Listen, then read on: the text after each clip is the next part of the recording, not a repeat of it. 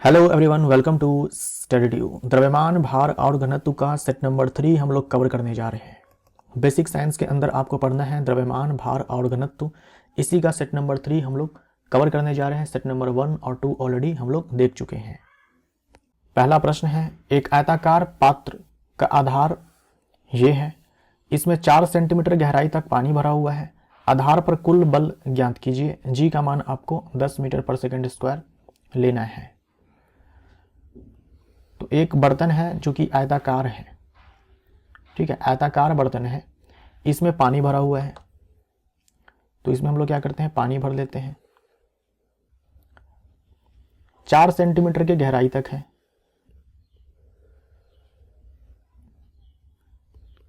कहां तक पानी भरा गया है? 4 सेंटीमीटर। बेस का जो एरिया है वो ये है। बेस का जो एरिया है, एरिया क्षेत्रफल, वो है 10 सेंटीमीटर गुने में 18 सेंटीमीटर, यानी कि लंबाई गुने में चौड़ाई आपको यहां पर दिया गया है। अब इस आधार पर जो दाब लग रहा है वो दाब आपको बताना है, माफ करिएगा, बल आपको बताना है।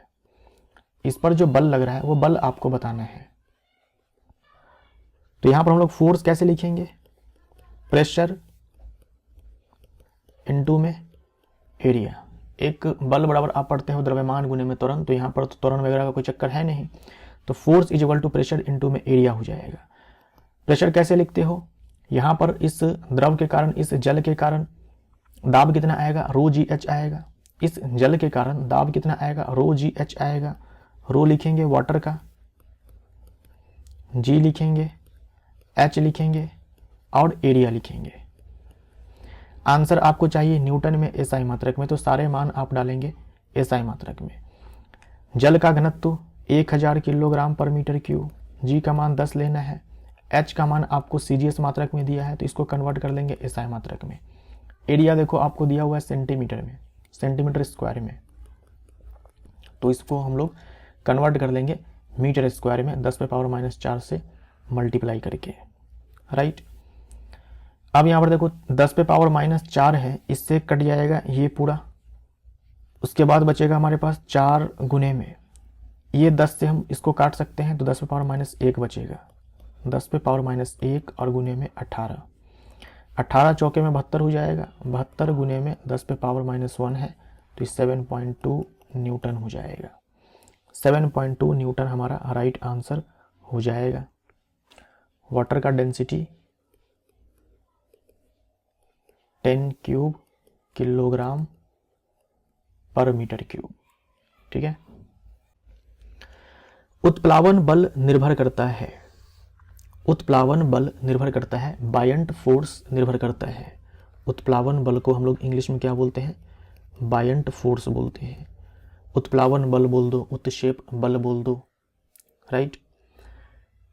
जब हम किसी वस्तु को द्रव में डालते हैं, मान लीजिए कि इसमें द्रव है,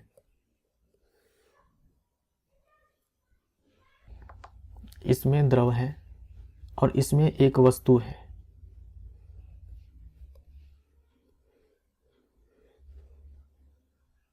ये एक वस्तु है, इसका कुछ हिस्सा पानी में है, कुछ हिस्सा पानी के ऊपर है। ऐसा हो सकता है कि पूरी की पूरी वस्तु ही पानी में डूबी हो, ये भी पॉसिबल है। तो हम जानते हैं कि वस्तु का तो अपना भार होता ही है, जो कि हमेशा नीचे की ओर काम करता है, हमेशा नीचे की ओर काम करता है। और इस वस्तु पर ऊपर की दिशा में एक बल लगाएगा, कौन? ये द्रव, जिसे हम लोग बोलेंगे बायंट फोर्स। अब अगर मान लीजिए ये बायंट फोर्स जो है इस वेट के बराबर हो जाए, या फिर ये बायंट फोर्स इस वेट से ज्यादा हो जाए, वैसे दोनों केस में जो है ये वस्तु जो है तैरेगी। अगर मान लीजिए वेट ज्यादा हो जाए और ये बायंट फोर्स कम हो जाए, तो वस्तु पूरी तरह से डूब जाएगी।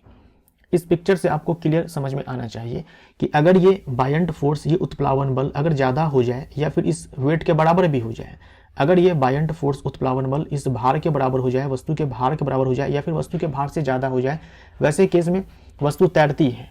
अगर मान लीजिए ये भार ज्यादा हो जाए, ये उत्प्लावन बल कम हो, वैसे केस में वस्तु डूब जाएगी। तो ये उत्प्लावन बल जो है किसके द्वारा लगाया जा रहा है? इस द्रव के द्वारा लगाया जा रहा है, है ना, ये जो द्रव है इसके द्वारा लगाया जा रहा है।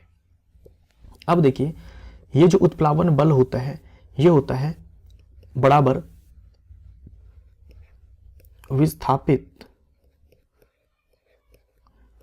विस्थापित द्रव के भार के बराबर। यहां पर मैं लिख देता हूं विस्थापित द्रव का भार, विस्थापित द्रव का भार। अगर मैं आपसे पूछूं कि ये बायंड फोर्स कितना है तो आपको क्या करना है, इस वस्तु ने जितने द्रव को विस्थापित किया है उसके भार के बराबर, इस वस्तु ने जितने द्रव को विस्थापित किया है उसके भार के बराबर। समझ में आया? ये फॉर्मूला आपको याद रखना है ना, ये रिलेशन आपको याद रखना है कि उत्प्लावन बल बराबर विस्थापित द्रव का भार, उत्प्लावन बल बराबर विस्थापित द्रव का भार, उत्प्लावन बल बराबर विस्थापित द्रव का भार। अच्छा, इसको हम लोग ऐसे भी लिख सकते हैं, भार है यानी कि mg, m, ये m कौन सा है, विस्थापित द्रव का द्रव्यमान, और गुने में g, ये m कौन सा है, जितना जल विस्थापित हुआ है ना उसका द्रव्यमान है। मास को हम लोग लिख सकते हैं डेंसिटी इनटू में वॉल्यूम, डेंसिटी बराबर मास बाय वॉल्यूम होता है, तो यहां से मास हो जाएगा डेंसिटी इनटू में वॉल्यूम। ये मास किसका है, द्रव्यमान किसका है, जो द्रव विस्थापित हुआ है उसका द्रव्यमान है, पूरे द्रव का नहीं है, जितना द्रव विस्थापित हुआ है उसका द्रव्यमान है। तो हम लिख सकते हैं यहां पर इसको डेंसिटी इनटू में वॉल्यूम। तो डेंसिटी लिखेंगे किसका, द्रव का, लिक्विड का। वॉल्यूम कौन सा लिखेंगे, जितना आयतन विस्थापित हुआ है द्रव का, जितना लिक्विड डिस्प्लेस हुआ है उसका वॉल्यूम। तो ये वॉल्यूम कौन सा है, क्या पूरा का पूरा आयतन है द्रव का, नहीं, जितना आयतन विस्थापित हुआ है इस वस्तु के डूबने के कारण, इस वस्तु के आने के कारण उतना, और गुने में g। अब देखो आपको ध्यान में ये रखना है कि जो वॉल्यूम डिस्प्लेस्ड होता है द्रव का, जो आयतन विस्थापित होता है वो बराबर किसके होता है, वस्तु का जितना आयतन डूबा होता है, वस्तु का जितना आयतन डूबा होता है, तो बोलेंगे वॉल्यूम सबमर्ज्ड ऑफ ऑब्जेक्ट। ये सब बहुत ही ज्यादा महत्वपूर्ण है, ठीक है। यहां पर देखो तो वस्तु का ना केवल इतना आयतन ही द्रव में है, तो वस्तु का जितना आयतन द्रव में होता है उतने ही आयतन का द्रव विस्थापित होता है, वस्तु का जितना आयतन द्रव में होता है, वस्तु का जितना आयतन द्रव में होता है उतने ही आयतन का द्रव विस्थापित होता है। पहला पॉइंट, वस्तु का जितना आयतन द्रव में होता है उतना ही आयतन द्रव का विस्थापित होता है। समझ में आया आपको? तो हम यहां पर ये लिख सकते हैं ना कि डेंसिटी ऑफ लिक्विड, अब ये जो वॉल्यूम डिस्प्लेस्ड है, द्रव का जितना आयतन विस्थापित हुआ है वो किसके आयतन के बराबर है, वस्तु का जितना आयतन डूबा है द्रव में। तो हम यहां पर लिख सकते हैं वॉल्यूम सबमर्ज्ड या फिर वॉल्यूम इनसाइड और गुने में g। ये रिलेशन आपको रट कर रखना है, रट कर रखना है। एक तो ये, दूसरा ये भी आपको ध्यान में रखना है, वरना आप सोचेंगे कि भाई ये कैसे हो गया, यहां पर हम डेंसिटी लिक्विड का लिख रहे हैं लेकिन वॉल्यूम हम लिख रहे हैं किसका, वस्तु का, जितना वॉल्यूम डूबा हुआ है। ये ध्यान दीजिएगा, ये वस्तु का वो आयतन है जो द्रव में है, पूरा आयतन नहीं है, पूरा का पूरा आयतन नहीं है, जितना आयतन द्रव में है उतना ही आयतन है। और हम लोगों ने क्यों लिखा है यहाँ पर, क्योंकि इतने ही आयतन के बराबर द्रव स्थापित होता है एक्चुअल में। तो यहाँ पर हम लोगों ने ये जो द्रव्यमान है ये विस्थापित द्रव का द्रव्यमान था ना, उसके लिए हम लोगों ने यहाँ पर लिखा हुआ है ना डेंसिटी इनटू में वॉल्यूम। वॉल्यूम किसका, जितना वाटर, जितना लिक्विड डिस्प्लेस हुआ उसका, जो कि बराबर होता है जितना आयतन वस्तु का है पानी में, द्रव में, उस आयतन के। तो ये सारी बातें जो है आपको ध्यान में रखनी है। अब देखो उत्प्लावन बल निर्भर करता है पिंड के घनत्व पर, क्या वस्तु के घनत्व पर निर्भर करता है, नहीं। यहाँ पर देखो डेंसिटी ऑफ लिक्विड है, जो द्रव है उसके घनत्व पर निर्भर करता है, तो ये गलत हो जाएगा। पिंड के भार पर निर्भर करता है, पिंड के भार पर निर्भर नहीं करता है, विस्थापित द्रव के भार पर निर्भर करता है। समझे आप? द्रव के घनत्व पर निर्भर करता है, बिल्कुल। पिंड के आयतन पर निर्भर करता है, नहीं। पिंड के आयतन पर डायरेक्ट निर्भर नहीं करता है, किसके आयतन पर निर्भर करता है, द्रव का जितना आयतन विस्थापित होता है उसके आयतन पर निर्भर करता है। लेकिन ये जो विस्थापित द्रव का आयतन होता है ये वस्तु का जो आयतन डूबा होता है उसके आयतन के बराबर होता है, तो हम पिंड के आयतन पर नहीं बोलेंगे। हाँ, हम ये जरूर बोल सकते हैं कि पिंड का जितना आयतन डूबा होता है उस आयतन पर निर्भर करता है। पिंड का जितना आयतन डूबा होता है केवल उतने ही आयतन पर निर्भर करता है। मान लीजिए कि पूरी की पूरी वस्तु ही डूब जाए, तब ये जो वॉल्यूम डिस्प्लेस्ड होगा वो बराबर हो जाएगा जो वस्तु है उसके टोटल वॉल्यूम के बराबर। अगर पूरी की पूरी वस्तु डूब जाती है तो यहाँ पर हम क्या कर सकते हैं कि पूरे वस्तु का आयतन लिख सकते हैं, क्योंकि पूरी की पूरी वस्तु ही डूब गई ना, पूरी की पूरी वस्तु ही डूब गई, यानी कि टोटल वॉल्यूम ही डूब गया। तो यहाँ पर वॉल्यूम सबमर्ज जो है टोटल वॉल्यूम के बराबर हो जाएगा। ये जो वॉल्यूम सबमर्ज्ड है ये टोटल वॉल्यूम के बराबर कब होगा? टोटल वॉल्यूम के बराबर कब होगा? जब वस्तु डूब जाए, वस्तु पूरी तरह से डूबी हो, वैसे केस में वॉल्यूम सबमर्ज्ड टोटल वॉल्यूम हो जाएगा। हमारा आंसर यहां पर सी हो जाएगा। सी हमारा राइट आंसर। धातु के दो टुकड़े जल में डुबोने पर इन पर समान उत्प्लावन बल लगता है। अब दो टुकड़ा है, दोनों को जल में डुबाया जाता है तो बल समान ही लगता है। अब उत्प्लावन बल बराबर जो है आपको अच्छे से याद रखना है, उत्प्लावन बल बराबर होता है वेट किसका? Of displaced liquid. और ये बराबर कितना होता है? डेंसिटी ऑफ लिक्विड गुने में वॉल्यूम डिस्प्लेस्ड या फिर वॉल्यूम सबमर्ज्ड और इनटू में जी। अब देखो दोनों को जल में ही डुबाया गया है तो भाई ये तो दोनों के लिए सेम है, गुरुत्वीय त्वरण दोनों के लिए सेम है। इसका मतलब क्या हुआ कि दोनों धातु के जो टुकड़े हैं उनका आयतन जो है एक समान है। देखो डेंसिटी ऑफ लिक्विड दोनों के लिए समान, जी दोनों के लिए समान, तो ये जो बायंट फोर्स है वो किस पर निर्भर कर रहा है? Volume submerged. इसका मतलब ये हुआ कि दोनों का वॉल्यूम एक समान है। यहाँ पर धातु के दोनों टुकड़े जो हैं डूबते हैं, पूरी तरह से डूबते हैं, यानी यहाँ पर वॉल्यूम सबमर्ज्ड जो है धातु के टुकड़े का जो आयतन है वो पूरा का पूरा आ जाएगा और दोनों का आयतन बराबर होगा। वैसे केस में बायंट फोर्स बराबर होगा, क्योंकि ये तो दोनों के लिए समान है ना, ये दोनों के लिए समान है, ये दोनों के लिए समान है। अब ये समान तभी होगा जब ये वॉल्यूम सबमर्ज्ड दोनों के लिए एक समान हो। तो हमारा आंसर क्या हो जाएगा? दोनों टुकड़ों का आयतन जो है वो एक समान होगा। सी हमारा राइट आंसर हो जाएगा। जब कुएं से पानी की बाल्टी को ऊपर खींचते हैं तो हमें महसूस होता है कि, अच्छा मान लीजिए कि कोई वस्तु है जिसको आप उठा रहे हैं, अकेले उठा रहे हैं, तो वस्तु आपको भारी महसूस होगी। मान लीजिए कोई भारी भरकम वस्तु है जो जमीन पर रखी थी, आप उसको उठा रहे हैं तो आपको वस्तु जो है भारी लग रही है। लेकिन आपकी मदद करने के लिए मान लीजिए कोई दूसरा इंसान आ जाता है, वो भी आपका हाथ बटाता है, वो भी आपके साथ साथ उस वस्तु को उठाता है। वैसे केस में आपको वो वस्तु थोड़ी हल्की लगेगी। क्यों? क्योंकि पहले आप अकेले बल लगा रहे थे, अब वो दूसरा इंसान आकर के भी बल लगा रहा है ऊपर की ओर, तो आपको अब पहले से कम बल लगाना पड़ रहा है, यानी कि वस्तु आपको हल्की महसूस होगी। क्यों हल्की महसूस हुई? क्योंकि दूसरा इंसान भी आपकी हेल्प कर रहा है ऊपर वस्तु को उठाने में। सेम यहां पर होता है जब बाल्टी कुएं के पानी में होता है, यानी पानी के भीतर होता है। वैसे केस में जब आप बाल्टी को उठाएंगे तो आपको बाल्टी जो है हल्की महसूस होगी। क्यों? क्योंकि आप तो बल लगा ही रहे हो, लेकिन आपकी मदद करने के लिए पानी भी ऊपर की दिशा में उत्प्लावन बल लगा रहा है, इसीलिए बाल्टी आपको हल्की महसूस होती है। लेकिन जैसे ही आप बाल्टी को कुएं के पानी से बाहर निकालेंगे, बाल्टी जो है वो भारी हो जाएगी। कारण क्या है कि अब आप अकेले हैं, उत्प्लावन बल जीरो। उत्प्लावन बल तब तक काम करेगा ना जब तक पानी के भीतर बाल्टी रहेगी। जैसे ही बाल्टी पानी के भीतर से बाहर आई, वैसे केस में उत्प्लावन बल जीरो। अब अकेले ही आपको बल लगाना पड़ेगा, यानी कि अकेले ही वस्तु को आपको उठाना पड़ेगा, तो वस्तु जो है आपको भारी महसूस होगी, वो बाल्टी आपको भारी महसूस होगी। तो पानी की सतह से ऊपर भारी हो गई है और पानी के भीतर जब तक होती है वो हमें हल्की महसूस होती है, क्योंकि हमारी मदद करने के लिए जो है उत्प्लावन बल होता है जो पानी लगाता है। ए हमारा राइट आंसर। उत्प्लावकता से संबंधित वैज्ञानिक है बायंसी। जब हम किसी वस्तु को आंशिक रूप से या फिर पूर्णतः द्रव में डुबोते हैं तो उसके ऊपर की दिशा में एक बल लगता है जिसे हम लोग उत्प्लावन बल कहते हैं। और उस बल का परिमाण कितना होता है मैं आपको समझा ही चुका हूं पहले नंबर के क्वेश्चन में। विस्थापित द्रव के भार के बराबर होता है।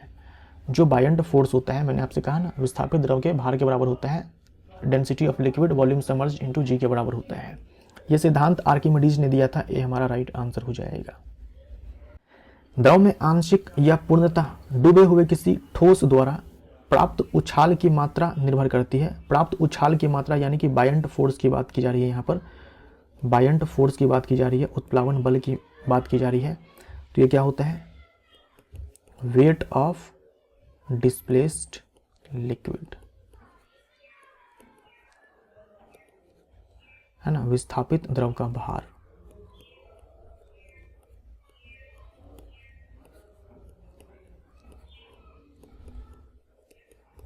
विस्थापित द्रव का भार, राइट, विस्थापित द्रव का भार। तो ठोस द्वारा हटाए गए द्रव की मात्रा पर जितना ज्यादा द्रव विस्थापित होगा उसका भार भी उतना ही ज्यादा होगा। तो ए हमारा राइट आंसर हो जाएगा। ठोस के द्रव्यमान पर नहीं, ठोस के भार पर भी नहीं, ये सब नहीं होगा, ए हमारा राइट आंसर होगा। जल पृष्ठ पर लोहे के टुकड़े के न तैरने का कारण है, लोहे के टुकड़े के न तैरने का कारण है। चलिए हम लोगों ने जल लिया यहां पर। अब देखिए, वस्तु तैर ऐसे भी सकती है कि कुछ हिस्सा जल में हो, कुछ हिस्सा जल के बाहर हो, कुछ हिस्सा जल में हो, कुछ हिस्सा जल के बाहर हो, या फिर वस्तु ऐसे तैर सकती है, या फिर वस्तु पानी में ऐसे तैर सकती है भीतर, या फिर वस्तु ऐसे डूब सकती है, ऐसे डूब सकती है। और सारे ही केस में ये याद रखिएगा, सारे ही केस में दो चीजें हो रही है ना, नीचे की ओर वेट काम कर रहा है और ऊपर की ओर उत्प्लावन बल काम कर रहा है।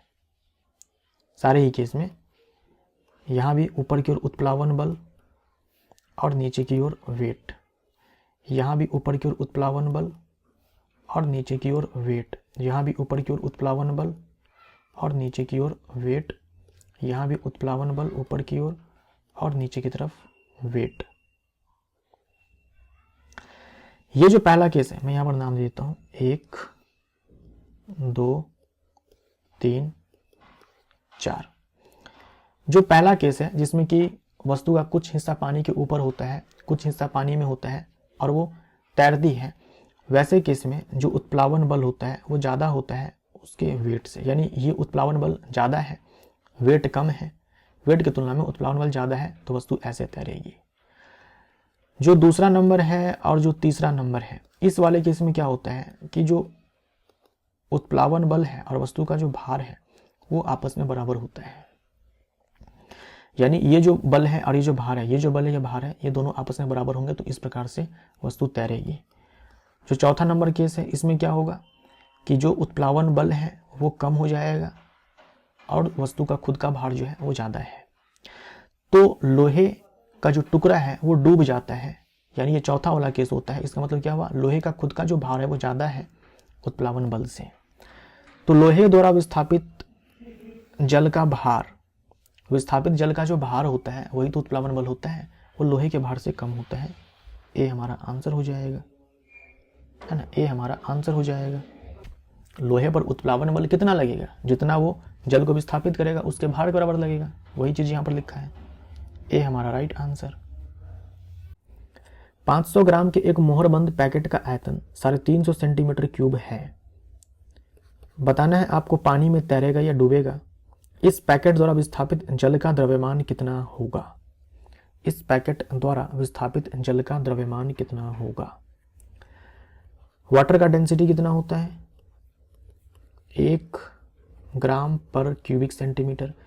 इस पैकेट का डेंसिटी आप बताओ मुझे, इस पैकेट का डेंसिटी आप मुझे बताओ। इसका द्रव्यमान दिया गया है 500 ग्राम और आयतन भी दिया गया है 350। ये हो जाएगा तो 10/7 हो जाएगा। 5 दही का 50, 5 सत्ते 35, 10/7 हो जाएगा। 1.4 ग्राम पर क्यूबिक सेंटीमीटर हो जाएगा। अब यहाँ पर देखो, जो पैकेट है उसका जो घनत्व है वो जल के घनत्व से ज़्यादा है। अगर वस्तु का घनत्व जल के घनत्व से ज़्यादा हो जाए तो वस्तु डूब जाती है, तो वस्तु डूब जाएगी, सिंक कर जाएगी, है ना, नीचे जाकर के डूब जाएगी। ये पहला सवाल था आपसे जो पूछा गया था। तो वस्तु डूब जाएगी तो तैरने वाला तो पहले कट जाएगा यहाँ से। अब अपने को द्रव्यमान चाहिए। किसका द्रव्यमान चाहिए, जितना द्रव विस्थापित होगा, जितना जल विस्थापित होगा इस पैकेट के द्वारा, उसका हमें द्रव्यमान चाहिए। अच्छा, जब वस्तु जल में है, जब वस्तु जो है यानी ये जो पैकेट है जब ये डूब गया तो क्या इसके ऊपर उत्प्लावन बल लग रहा होगा या नहीं लग रहा होगा? आप बोलेंगे बिल्कुल उत्प्लावन बल तो लग रहा होगा। वो उत्प्लावन बल किसके बराबर होता है? आप बोलेंगे weight of displaced water, right. और ये किसके द्वारा डिस्प्लेस किया गया है? ये वाटर किसके द्वारा, यानी ये जो जल है किसके द्वारा विस्थापित किया गया है? वही जो पैकेट है उसके द्वारा विस्थापित किया गया है। Weight of displaced water bye packet, और ये क्या हो जाएगा? मास ऑफ डिस्प्लेस्ड वाटर, है ना, इसको मैं m मान लेता हूं और इनटू में g। ये जो उत्प्लावन बल है क्या इसके स्थान पर हम लिख सकते हैं द्रव का घनत्व गुने में वॉल्यूम वस्तु का, वो वॉल्यूम जो जल में डूबा हुआ है वही वॉल्यूम हम लोग यहाँ पर लेते हैं, और यहाँ पर g। ये g से g कैंसल आउट हो जाएगा, g से g खत्म हो जाएगा। अब देखो यहाँ पर हमें मास ऑफ डिस्प्लेस्ड वाटर चाहिए, विस्थापित जल का द्रव्यमान चाहिए, जो हम लोगों ने यहाँ पर m माना है। तो ये m बराबर क्या हो जाएगा? यहाँ पर डेंसिटी ऑफ लिक्विड और वॉल्यूम वस्तु का जो जल में है, जो जल में है वही वॉल्यूम हम लोग यहाँ पर लेते हैं। लेकिन इस वाले केस में देखो वस्तु तो जो है पूरी की पूरी डूबी हुई है, पैकेट जो है पूरा का पूरा डूबा हुआ है। तो जब वस्तु पूरी तरह से डूब जाती है वैसे केस में वॉल्यूम सबमर्ज जो है वो टोटल वॉल्यूम के बराबर हो जाता है, टोटल वॉल्यूम के बराबर हो जाता है। तो डेंसिटी ऑफ लिक्विड, लिक्विड का डेंसिटी 1 ग्राम पर सेंटीमीटर क्यूब, जल है यहाँ पर लिक्विड, और वॉल्यूम सबमर्ज्ड यहाँ पर टोटल वॉल्यूम के बराबर हो जाएगा, है ना, वस्तु के कुल आयतन के बराबर हो जाएगा। वस्तु का कुल आयतन कितना है? 350 सेंटीमीटर क्यूब है। ये एनसीईआरटी का सवाल है। तो हमारा आंसर जो है 350 ग्राम आ जाएगा। सब के सब सीजीएस मात्रक में चला है। पैकेट जो है डूबेगा और द्रव्यमान जो है जल का, विस्थापित जल का जो द्रव्यमान है वो 350 ग्राम होगा। 50 ग्राम के किसी पदार्थ का आयतन 20 सेंटीमीटर क्यूब है। यदि जल का घनत्व 1 ग्राम पर सेंटीमीटर क्यूब हो तो पदार्थ, हमें बताना है पदार्थ तैरेगा ये डूबेगा। तो वाटर के डेंसिटी से हम लोग कंपेयर करेंगे, क्योंकि यहाँ पर जो लिक्विड है वो वाटर ही है। 1 ग्राम पर सेंटीमीटर क्यूब है। जो पदार्थ है, जो ऑब्जेक्ट है, उसका डेंसिटी निकाल लेते हैं। तो ये मास हो जाएगा और बट्टे में वॉल्यूम हो जाएगा, द्रव्यमान बट्टे में आयतन हो जाएगा। जो द्रव्यमान है वो है 50 और आयतन जो है वो 20 है, राइट। तो 2.5 ग्राम पर सेंटीमीटर क्यूब आ जाएगा। क्योंकि जल का घनत्व जो है वो कम है वस्तु के घनत्व से, तो वस्तु जो है डूब जाएगी। तो डूबेगा हमारा आंसर हो जाएगा। 4 किलोग्राम भार की 4000 किलोग्राम पर मीटर क्यूब घनत्व की किसी गेंद को 1000 किलोग्राम पर मीटर क्यूब घनत्व के जल में पूरा डुबाया जाता है, पूरा का पूरा डुबाया जाता है। इस पर उछाल बल कितना लगेगा? इस पर उछाल बल कितना लगेगा? उछाल बल यानी कि उत्प्लावन बल, जो कि बराबर होता है डेंसिटी ऑफ लिक्विड गुने में वॉल्यूम सबमर्ज्ड, यानी जितना वॉल्यूम, जितना आयतन जल में है, द्रव में है, और गुने में जी। यही फॉर्मूला होता है। और ये बराबर किसके होता है? विस्थापित द्रव के भार के बराबर होता है। अब देखो डेंसिटी ऑफ लिक्विड, लिक्विड हमारे केस में क्या है? जल है, तो 10 क्यूब दे रखा है। वॉल्यूम सबमर्ज्ड, अब यहाँ पर देखो वॉल्यूम सबमर्ज्ड जो है ये टोटल वॉल्यूम के बराबर हो जाएगा। क्यों हो जाएगा? क्योंकि वस्तु जो है पूरी तरह से डूबी हुई है, गेंद जो है पूरी तरह से डूबी हुई है। तो कुल आयतन हम लोग यहाँ पर ले लेंगे। हमें आयतन यहाँ पर दिया गया नहीं है, गेंद का आयतन जो है हमें यहाँ पर दिया गया नहीं है। जो बॉल है उसका आयतन अपने को नहीं मालूम है, तो हम लोग निकाल लेंगे ना, मास अपॉन डेंसिटी कर देंगे, क्योंकि हमें मास भी पता है, डेंसिटी भी पता है। तो द्रव्यमान गेंद का कितना है? 4 है। डेंसिटी कितना है? 4000 है। सब एसआई मात्रक में है। और जी का मान हम लोग यहाँ पर 10 ले लेते हैं। तो यहाँ पर देखो 4 0, 3 0 से यहाँ 3 0 खत्म हो जाएगा। 10 न्यूटन हमारा आंसर हो जाएगा। बी हमारा राइट आंसर। 200 ग्राम का एक पिंड जल में डुबाने पर 250 ग्राम जल विस्थापित करता है। पिंड को जल में स्वतंत्र छोड़ देने पर, देखो 200 ग्राम का एक पिंड है, 200 ग्राम का एक पिंड है, जल में डुबाने पर 250 ग्राम जल विस्थापित करता है, पिंड को जल में स्वतंत्र छोड़ देने पर। अच्छा, जितना जल विस्थापित करता है उसका जो भार होता है वही उत्प्लावन बल होता है। तो जब इस पिंड को जल में डुबाया जाएगा तो इसके ऊपर भार लगेगा, इसके ऊपर उत्प्लावन बल लगेगा जो कि विस्थापित जल के भार के बराबर होगा। तो यहाँ पर बोल रखा है कि जो विस्थापित जल है उसका द्रव्यमान ये है, तो हम लोग क्या करेंगे, इसमें जी से गुना कर देंगे, है ना। हमें तो भार चाहिए ना, भार बराबर m इंटू में जी होता है। तो द्रव्यमान हमें 250 ग्राम दिया हुआ है और यहाँ पर हम लोग जी का मान रख देते हैं, तो कितना हो जाएगा, ग्राम में दिया हुआ है, तो ग्राम में दिया हुआ तो इसे हम लोग क्या करेंगे कि केजी में कन्वर्ट कर लेते हैं, तो 2.5 न्यूटन हो जाएगा। ये उत्प्लावन बल है। अच्छा, वस्तु का भार कितना हो जाएगा, वस्तु का ये जो पिंड है इसका भार कितना हो जाएगा, mg से लिख लेंगे। इसका द्रव्यमान 200 ग्राम है, 200 ग्राम है, केजी में कन्वर्ट कर लेते हैं और गुने में जी, ये हो जाएगा 2 न्यूटन। अब देखो,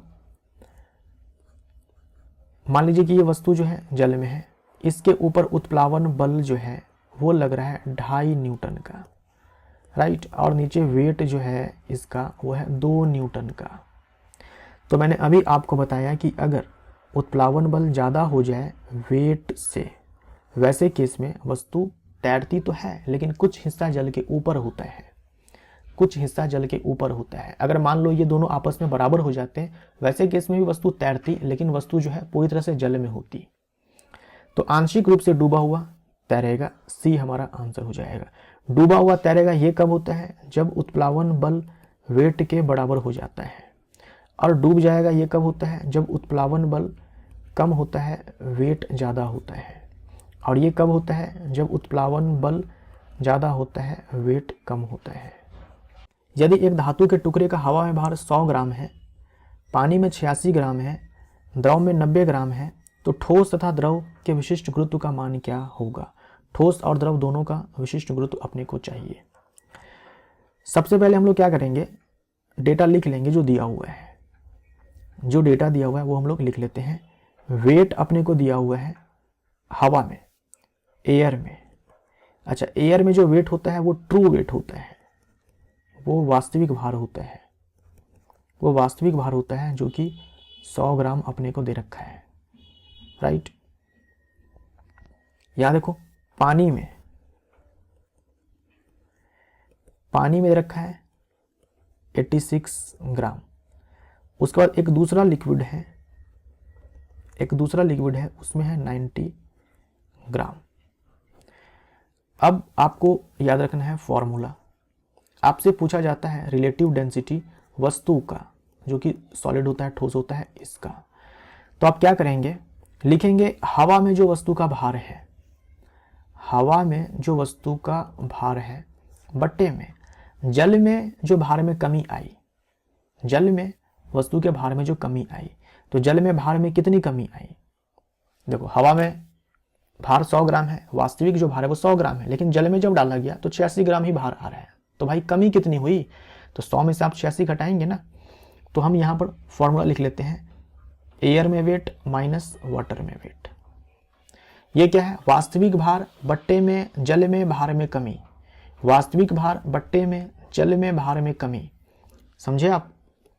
तो वास्तविक भार 100 ग्राम है, बट्टे में जल में भार में कमी कितनी आ जाएगी, 100 में से 86 कर देंगे, 100 में से 86 कर देंगे, राइट। तो 100 बट्टे में यहाँ पर कितना हो जाएगा, 86 4 90 100, 14 हो जाएगा। ये 7.14 आएगा। रिलेटिव डेंसिटी किसका निकाला हम लोगों ने, इस सॉलिड का निकाला, इस ठोस का निकाला। अब हमें द्रव का भी रिलेटिव डेंसिटी चाहिए। द्रव का कौन सा, जल का नहीं, ये जो दूसरा वाला द्रव है ना, इसकी बात की जा रही है, लिक्विड द्रव, वाटर के अलावा जो लिक्विड है उसकी बात की जा रही है। तो रिलेटिव डेंसिटी किसका, लिक्विड का। कैसे निकालेंगे, द्रव में भार में कमी, बट्टे में जल में भार में कमी, द्रव में भार में कमी। भार में कमी कैसे निकालेंगे, वास्तविक भार माइनस आभासी भार। भार में कमी हमें द्रव में चाहिए पहले, तो द्रव में भार में कमी चाहिए हमें भार में कमी हमें पहले द्रव में चाहिए, तो हम क्या करेंगे, वेट लिखेंगे एयर में, और बट्टे में वेट माइनस में वेट लिखेंगे लिक्विड में, बट्टे में जल में भार में कमी, जो कि हम लोगों ने यहाँ पर लिखा है। तो weight in air minus weight in water. Air में वेट कितना है 100 ग्राम, लिक्विड में वेट कितना है 90 ग्राम। एयर में 100 ग्राम माइनस लिक्विड में वाटर में 86 ग्राम। तो ये हो जाएगा 10 बट्टे में 14, 10 बट्टे में 14.714 हमारा आंसर आएगा। तो बहुत ही आसान फॉर्मूला है, बहुत ही आसान फॉर्मूला है। रिलेटिव डेंसिटी अगर ठोस का पूछा जाता है, वस्तु का पूछा जाता है, तो वास्तविक भार बट्टे में जल में जो भार में कमी हुई है। अगर द्रव का पूछा जाता है तो जिस द्रव का रिलेटिव डेंसिटी चाहिए उसमें जो भार में कमी आई है, बट्टे में जल में जो भार में कमी आई है।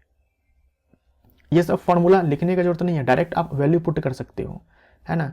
जल में भार में कमी तो इसका डिफरेंस ले लेंगे, द्रव में भार में कमी तो इसका डिफरेंस ले लेंगे, ऐसे करना है आपको। तो हमारा आंसर जो है ए हो जाएगा, यहाँ पर ए हमारा राइट आंसर हो जाएगा। हवा में एक धातु के टुकड़े का भार 40 ग्राम है।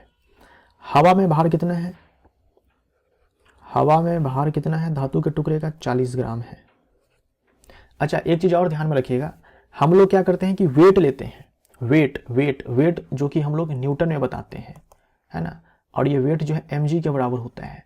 लेकिन हम लोग यहाँ पर कर क्या रहे हैं, डायरेक्ट मास लिख रहे हैं, तो कोई दिक्कत नहीं है, आंसर में कोई फर्क नहीं आएगा, क्योंकि हम लोग यहाँ पर रेशियो ले रहे हैं, वेट का रेशियो ले रहे हैं। तो ये जो m होता है ना वो कैंसिल आउट हो जाता है, सॉरी m नहीं, ये g जो है कैंसिल आउट हो जाता है। एक्चुअल में हम लोग वेट की बात कर रहे हैं ना, तो वेट जो है हम लोग न्यूटन में बताते हैं, और वेट बराबर mg होता है।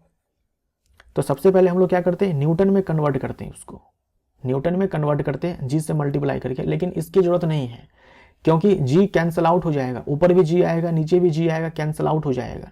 इसीलिए डायरेक्ट हम लोग क्या कर रहे हैं, द्रव्यमान के साथ खेल रहे हैं। बोल तो रहा हूं मैं वेट भार, लेकिन लिख रहा हूं द्रव्यमान, कोई दिक्कत नहीं है, आंसर में कोई चेंज नहीं आएगा। द्रव में 30 ग्राम है, द्रव में एक लिक्विड है उसमें कितना है 30 ग्राम है, और जो रिलेटिव डेंसिटी है किसका, लिक्विड का, वो है 0.6। हमें क्या चाहिए, धातु का आपेक्षिक घनत्व चाहिए, हमें धातु का आपेक्षिक घनत्व चाहिए। तो सीधा आप रिलेशन याद रखो, रिलेटिव डेंसिटी सॉलिड का बट्टे में रिलेटिव डेंसिटी लिक्विड का बराबर जो वास्तविक भार है, यानी एयर में जो वेट है, बट्टे में द्रव में जो भार में कमी होती है, द्रव में जो भार में कमी होती है, तो weight in air minus weight in liquid. ये रिलेशन कैसे आया है, यहां पर देखो, ये दो अलग अलग फॉर्मूला है ना, मैंने इसमें इससे भाग लगा दिया, इस 1 नंबर इक्वेशन में मैंने भाग लगा दिया 2 नंबर इक्वेशन से। तो ये जो नीचे वाला पार्ट है जल में भार में कमी, ये कट जाएगा, बचेगा ऊपर में वास्तविक भार और नीचे में द्रव में जो भार में कमी हुई है। तो ये रिलेशन आपको मिल जाएगा। तो रिलेटिव डेंसिटी अपने को चाहिए सॉलिड का, जो कि मेटल है, तो मैं इसको x बोल देता हूं, है ना, या फिर चलो ऐसे रहने देते हैं। रिलेटिव डेंसिटी जो मेटल है उसका चाहिए। लिक्विड का डेंसिटी, रिलेटिव डेंसिटी अपने को मालूम है 0.6 हो जाएगा। एयर में वेट पता है 40 ग्राम है, और नीचे चाहिए क्या, द्रव में भार में कमी, द्रव में भार में कमी। तो एयर में 40 है, द्रव में 30 है, तो भार में कमी कितनी 10, ऐसे लिख लो, 40 माइनस 30 हो जाएगा 40, और बट्टे में 10 यानी कि 4। तो रिलेटिव डेंसिटी मेटल का हो जाएगा 2.4, बी हमारा राइट आंसर हो जाएगा।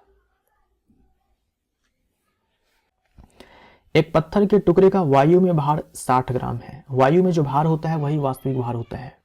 जल में इसका भार 35 ग्राम है, जल में इसका भार 35 ग्राम है। तो जल में भार में कमी कितनी हुई, जल में भार में कमी कितनी हुई, जल में भार में कमी का मतलब क्या हुआ कि वायु में जो भार है माइनस जल में जो भार है, इसकी बात मैं कर रहा हूं।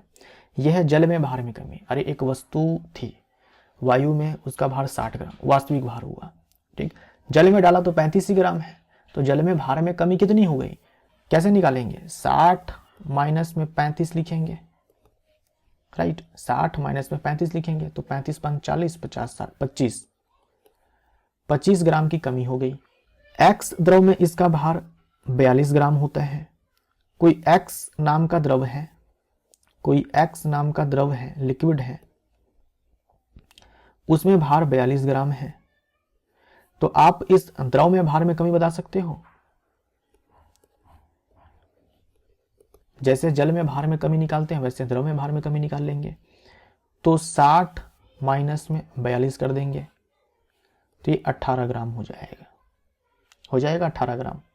अपने को क्या चाहिए, एक्स द्रव की विशिष्ट गुरुत्व ज्ञात कीजिए। विशिष्ट गुरुत्व का मतलब आपेक्षिक घनत्व है ना, आपेक्षिक घनत्व चाहिए। तो रिलेटिव डेंसिटी चाहिए सॉलिड का या लिक्विड का, लिक्विड का चाहिए। तो लिक्विड के लिए क्या करते हैं, लिक्विड में जो भार में कमी हुआ, लिक्विड में जो भार में कमी हुआ, लिक्विड में भार में कमी कितना हुआ 18 ग्राम, बट्टे में जल में जो भार में कमी हुआ कितना हुआ 25 ग्राम, बस हो गया 18 बट्टे में 25, 0.72 हमारा आंसर हो जाएगा। ए हमारा राइट आंसर। एक सिल्वर के टुकड़े का भार हवा में 22 ग्राम है, एयर में लिख लेते हैं पहले 22 ग्राम है। अल्कोहल में 20.4 है, यानी ये हो गया लिक्विड हमारा 20.4 ग्राम है। पानी में 20.2 है।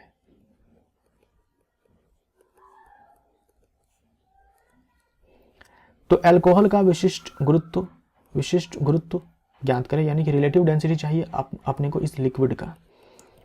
तो लिक्विड का रिलेटिव डेंसिटी कैसे निकालते हैं, ये जो लिक्विड है उसमें भार में कमी, ये जो लिक्विड है उसमें भार में कमी, तो कैसे लिखेंगे भाई, वायु में जो भार है, ठीक है, वायु में जो भार है माइनस में इस लिक्विड में जो भार है, कमी निकालने के लिए यही करेंगे।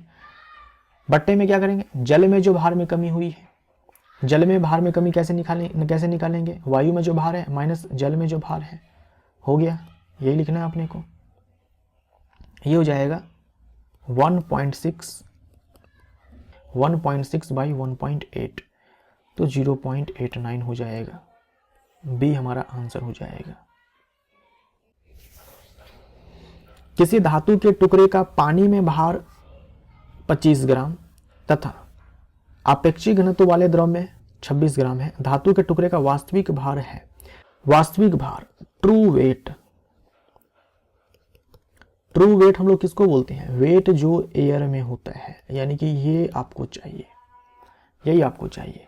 धातु के टुकड़े का पानी में भार दिया हुआ है, आपको पानी में आपको भार दिया गया है 25 ग्राम। एक द्रव है पानी के अलावा जिसमें भार है 26 ग्राम, और इस द्रव का रिलेटिव डेंसिटी आपको दिया गया है 0.8। आपको चाहिए ये वास्तविक भार है ना, वास्तविक भार चाहिए। अच्छा, रिलेटिव डेंसिटी किसका दिया हुआ है, लिक्विड का दिया हुआ है ना, सॉलिड का नहीं है, लिक्विड का दिया हुआ है, लिक्विड का रिलेटिव डेंसिटी दिया हुआ है। लिक्विड का रिलेटिव डेंसिटी निकालने का क्या तरीका है, रिलेटिव डेंसिटी लिक्विड का कैसे निकालते हैं, ये जो लिक्विड होता है, ये जो द्रव होता है, इसमें भार में कमी, तो इसमें भार में कमी हम लोग कैसे लिखते हैं, वेट जो एयर में होता है माइनस वेट जो इस लिक्विड में होता है, जो कि अपने को दिया हुआ है 26 ग्राम, बटे में जल में भार में कमी। जल में भार में कमी कैसे लिखते हैं, वायु में जो भार होता है माइनस में जल में जो भार होता है 25 ग्राम। रिलेटिव डेंसिटी लिक्विड का दिया हुआ है 0.8, इसको मैं x मान लेता हूं, है ना, इसको मैं थोड़ी देर के लिए x मान लेता हूं, x माइनस 26 हो जाएगा, बट्टे में x माइनस में 25 हो जाएगा। इसको आप बनाएंगे, इसको जब आप बनाएंगे तो 30 ग्राम आपका आंसर आएगा, यानी वेट इन एयर जो कि ट्रू वेट है, वास्तविक भार है, वो है 30 ग्राम। बी हमारा आंसर हो जाएगा।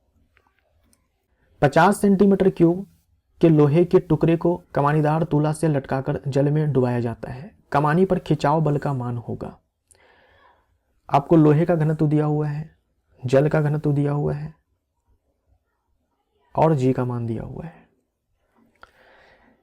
मान लीजिए कि लोहे का एक टुकड़ा है, ये कमानीदार तुला से जब इसका वजन हम मापते हैं, एग्जाम्पल के तौर पर मान लो कि 50 kg आता है एयर में,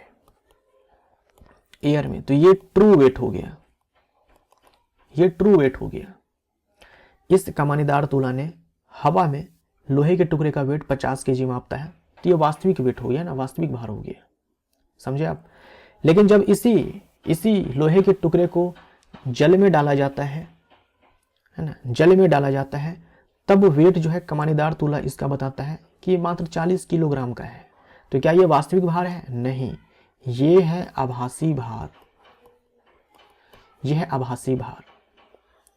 और ये जो कमानी पर खिंचाव बल है ना, वही हमें आभासी भार देता है। ये जो कमानी पर खिंचाव बल है वही हमें आभासी भार देता है। तो जो आभासी भार हम लोग निकालते हैं वो कैसे निकालते हैं? आभासी भार, देखो कमानी पर खिंचाव बल आभासी भार के बराबर होता है। आभासी भार बराबर वास्तविक भार माइनस में उत्प्लावन बल, है ना, उत्प्लावन बल, राइट। आभासी भार अपने को चाहिए, वास्तविक भार माइनस में उत्प्लावन बल हो जाएगा। वास्तविक भार हम लोग कैसे लिखेंगे? जो वस्तु का द्रव्यमान होगा और गुणे में जो गुरुत्व त्वरण है। उत्प्लावन बल हम लोग कैसे लिखते हैं? Density of liquid, volume submerged और इनटू में जी। अच्छा, ये मास तो अपने को पता नहीं है, जो लोहा है उसका द्रव्यमान तो हमें पता नहीं है, तो हम लोग क्या करेंगे? डेंसिटी लिख लेंगे लोहे का, है ना, वॉल्यूम लिख लेंगे लोहे का और गुने में जी कर देंगे। इधर डेंसिटी लिख लेंगे लिक्विड का, जो कि वाटर है हमारे केस में, वॉल्यूम यहाँ पर सबमर्ज्ड हो जाएगा और गुने में जी हो जाएगा। इस वाले केस में देखो, जो लोहा है वो डूबा हुआ है, लोहा जल में डूब जाता है, तो वॉल्यूम सबमर्ज जो है वो टोटल वॉल्यूम जो आयरन का हो जाएगा वही हो जाएगा जो मैंने यहाँ पर लिखा है। तो यहाँ पर वॉल्यूम जो है आयरन का वो हम कॉमन ले सकते हैं, जी हम लोग बाहर निकाल लेते हैं। तो यहाँ पर डेंसिटी हो जाएगा आयरन का माइनस डेंसिटी हो जाएगा इस लिक्विड का, जो कि वाटर है हमारे केस में। अब सारे मान को डाल लेते हैं। हमें आयरन का वॉल्यूम दिया हुआ है 50 सेंटीमीटर क्यूब, 50 सेंटीमीटर क्यूब है, तो 10 पे पावर माइनस 6 से हम लोग गुना कर देंगे तो मीटर क्यूब में हो जाएगा।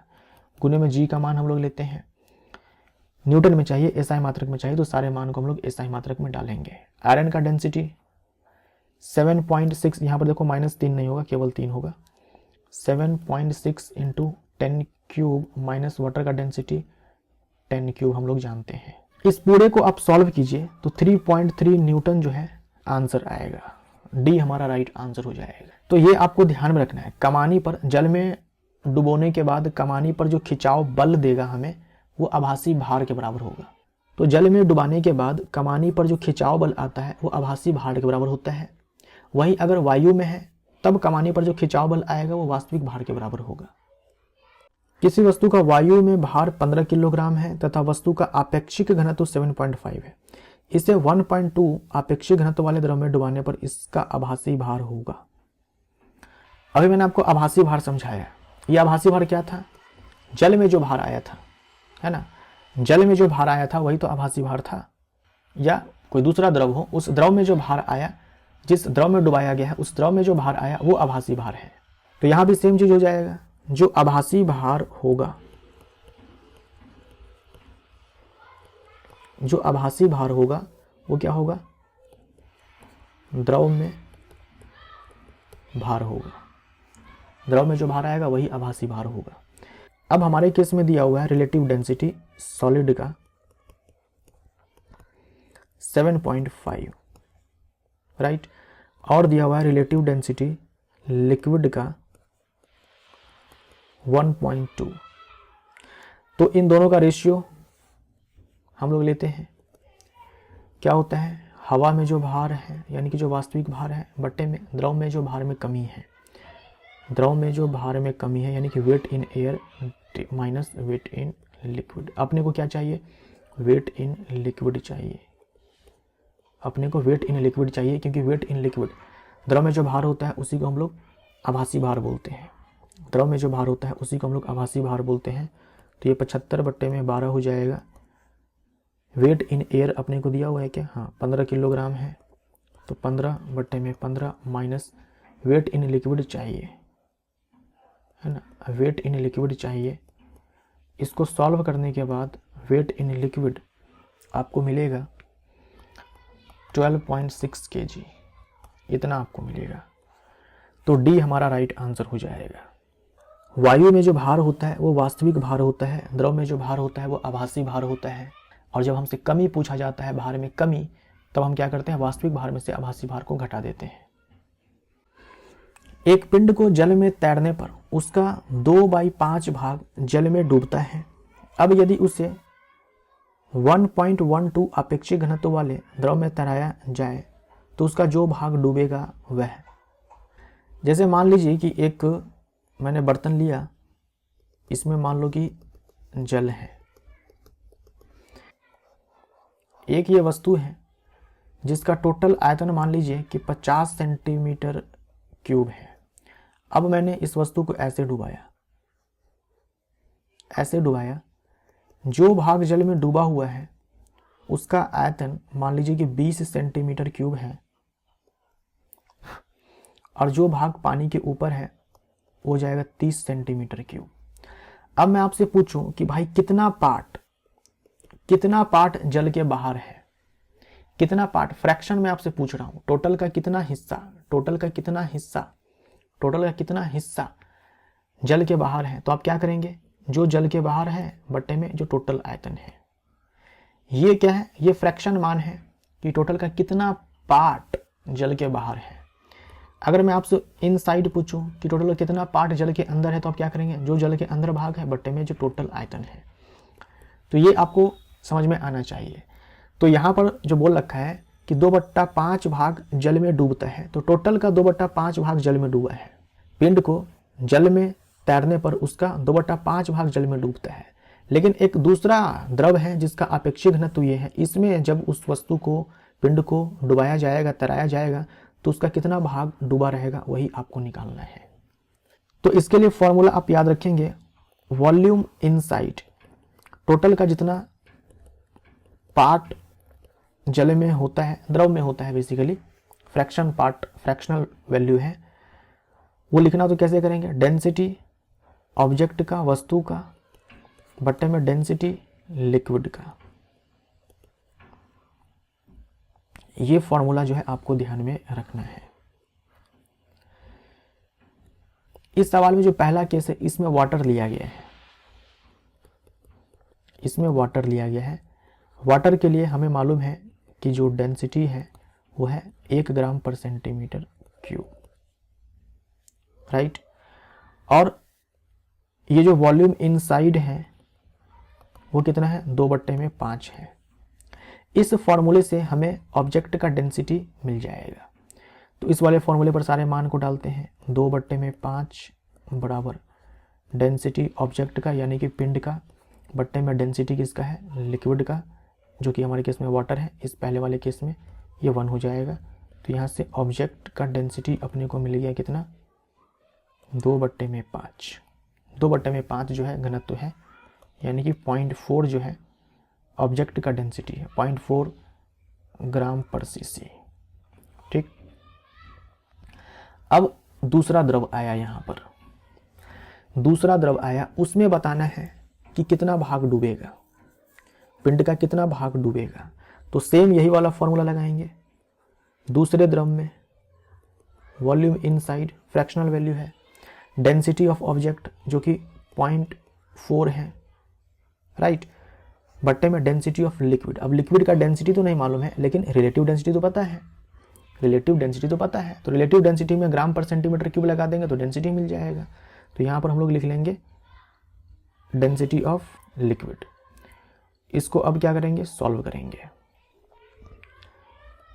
तो ये 4/11.2 हो जाएगा, ये हो जाएगा 40/112, ये हो जाएगा 20/2 2 पंचे में 10, 2 छक 12, फिर 4 से काटेंगे तो 4 पंचे में 20, ये हो जाएगा 14, यानी इतना पार्ट 5/14 पार्ट। सी हमारा राइट आंसर हो जाएगा। ये जो यहाँ पर निकल करके आया वो क्या निकल कर आया, जैसे कि यहाँ पर हम लोगों ने निकाला ना, ठीक वही चीज़ है जो कि यहाँ पर निकल कर आया है। यहाँ पर मैंने बस एक एग्जाम्पल लिया था छोटा सा समझाने के लिए आपको, तो ये याद रखिएगा।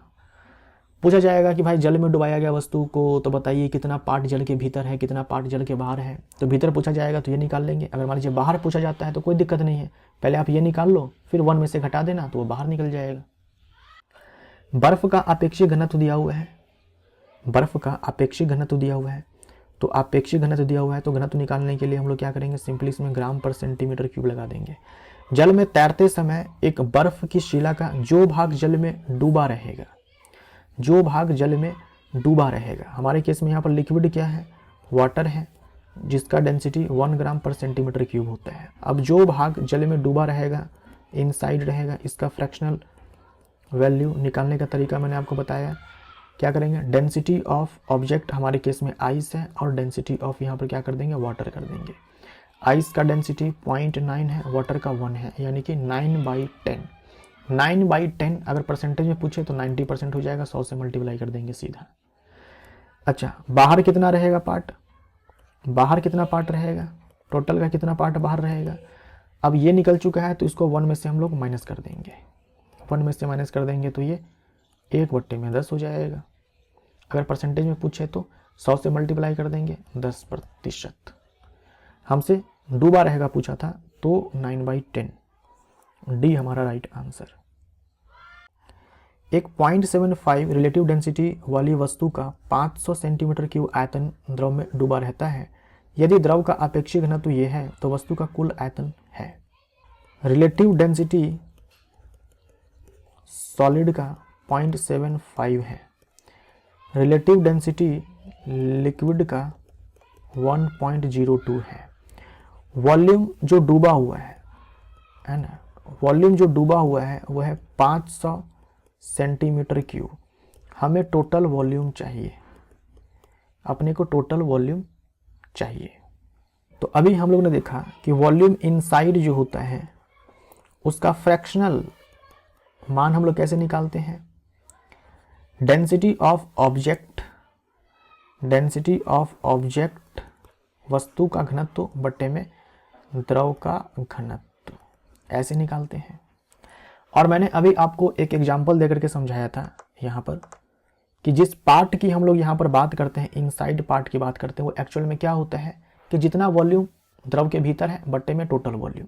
मैंने आपको यहाँ पर समझाया ना, सेम कॉन्सेप्ट आप यहाँ पर लगा देंगे कि इतना पार्ट जो है, इतना वॉल्यूम जो है द्रव में है बटे में टोटल वॉल्यूम यहाँ पर आएगा, है ना। तो वी टी में लिख देता हूँ टोटल वॉल्यूम। समझे आप, फ्रैक्शनल मान कैसे लिखेंगे, जितना आयतन द्रव में है बटे में टोटल आयतन। डेंसिटी ऑफ ऑब्जेक्ट, हमें रिलेटिव डेंसिटी दिया हुआ है तो कोई दिक्कत नहीं है, ग्राम पर सेंटीमीटर क्यूब लगा देंगे तो डेंसिटी हो जाएगा 0.75 हो जाएगा, बटे में लिक्विड का डेंसिटी यहाँ से लिख लेंगे 1.02 हो जाएगा।